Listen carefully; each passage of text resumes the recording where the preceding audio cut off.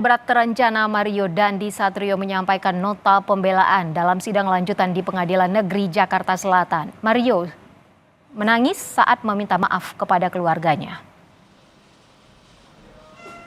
Mario meminta maaf dan menyesalkan perbuatannya yang berdampak buruk pada kesehatan David Ozora. Mario berharap David segera pulih. Mario Dandi juga sempat menangis saat meminta maaf kepada orang tuanya. Menurutnya, tindakannya berdampak menyulitkan ayahnya Rafael Alun Trisambodo.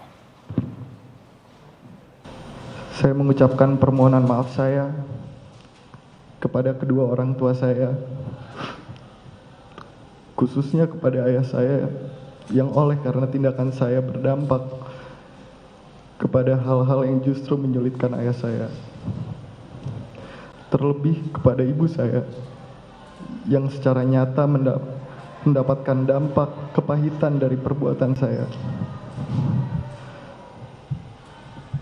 Tidak ada menit yang terlewatkan untuk memikirkan orang tua saya yang mengharapkan buah hatinya dapat bertumbuh dan berkembang ke arah yang baik. Namun saya justru memberikan luka yang begitu mendalam.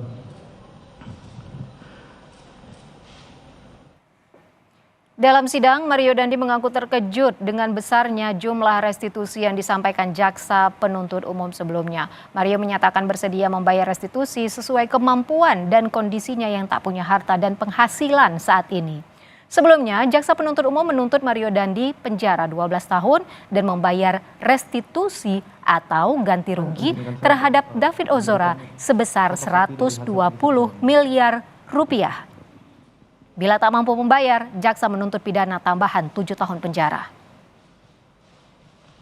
Bahwa saya sangat terkejut ketika mendengar jumlah restitusi yang disampaikan jaksa penuntut umum. Sejak awal kejadian, pertanggungjawaban atas kerugian yang dialami keluarga korban menjadi suatu beban moral bagi saya. Dengan jumlah restitusi yang sangat besar tersebut, maka dengan itikat baik, saya bersedia membayar restitusi sesuai dengan kemampuan dan kondisi saya.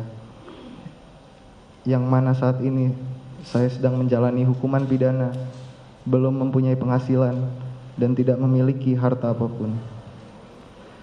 Saudara, untuk memantau kondisi terkini arus lalu lintas